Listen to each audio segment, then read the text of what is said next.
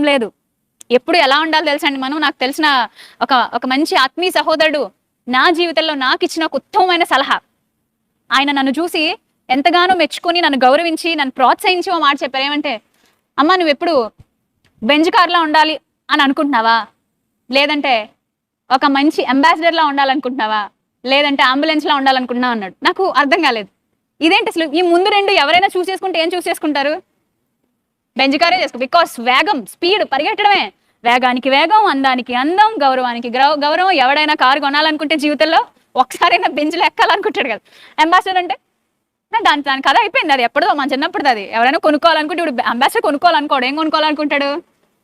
కానీ మూడో ఛాన్స్ నాకు ఒకటి ఇచ్చి నాకు దాని నుంచి ఒక ఆత్మీయ పాఠం చేస్తాను. అంటే జస్ట్ క్యాజువల్ గా మాట్లాడుకుంటూ, అంబులెన్స్ అని ఎందుకు అన్నారంటే, అంబులెన్స్ ఎప్పుడు కూడా అవసరతలో ఉన్న వారి దగ్గరికి వెళ్తుంది, కష్టంలో ఉన్న వాళ్ళ దగ్గరికి వెళ్తుంది. ఎలా వెళ్తుంది తెలుసా? ఒకవేళ అంబులెన్స్ వెళ్ళేటప్పుడు గౌరవప్రదంగా కొంచెం నాలెడ్జ్ ఉన్నవాడైనా, కొంచెం ప్రభుత్వాన్ని అర్థం చేసుకున్నవాడై బెంజ్ కారులో ఉన్నవాడైనా ఆగి ఎవరికి చోటు ఇవ్వాలి? అంబులెన్స్ చోటు ఇవ్వాలి. బికాజ్ అంబులెన్స్ చేసే పని ప్రాణాలు రక్షించే పని కదా. సో అలా కాపాడిన తర్వాత ఇప్పుడు అంబులెన్స్ ఎప్పుడు కూడా ఎలా ఉండాలి?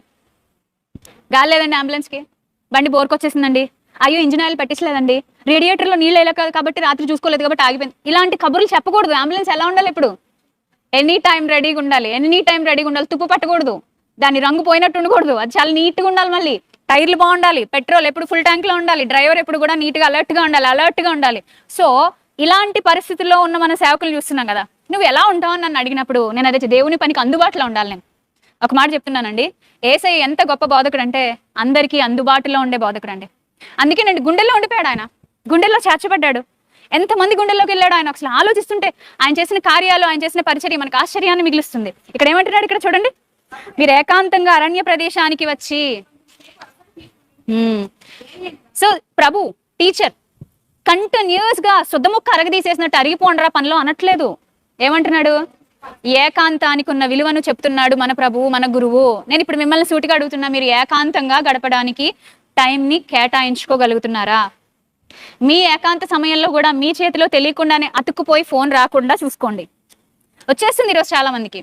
మీరు చాలా పెద్ద పెద్ద పనుల్లో ఉండొచ్చు, బాధ్యతల్లో ఉండొచ్చు, లేదా ఈ మాటలు వినేవాళ్ళు ఆఫీసర్స్ అయి ఉండొచ్చు, గవర్నమెంట్ ఎంప్లాయీస్ అయి ఉండొచ్చు, లేదా గొప్ప గొప్ప కంపెనీలకు పనిచేసే వాళ్ళు అయి ఉండొచ్చు ఈ మాటలు వినేవాళ్ళు. బట్ ఎంత గొప్ప శక్తి సామర్థ్యాలతో ఉన్న ప్రొడక్టివ్గా మనం ఉండాలంటే, ప్రొడక్టివిటీ పెరగాలంటే ఖచ్చితంగా ఏదో ఒక చోట ఆగాల్సిందే. అది స్పిరిచువల్గా, ఆత్మీయంగా మనల్ని మనం నిలబెట్టుకుంటూ, చూసుకుంటూ, ఆలోచించుకుంటూ వెళ్తే ఎంతో అద్భుతమైన ఫలితాలను ఇస్తుంది. చాలా అద్భుతమైన ఫలితాలను ఇస్తుంది. అందుకే పరిచర్యలో ఉండే పిల్లలకి, నాకంటే చిన్నవాళ్ళైన యవ్వనస్తులైన పిల్లలకి, ముఖ్యంగా టెక్నికల్ టీంలో ఉన్న వాళ్ళకి నేను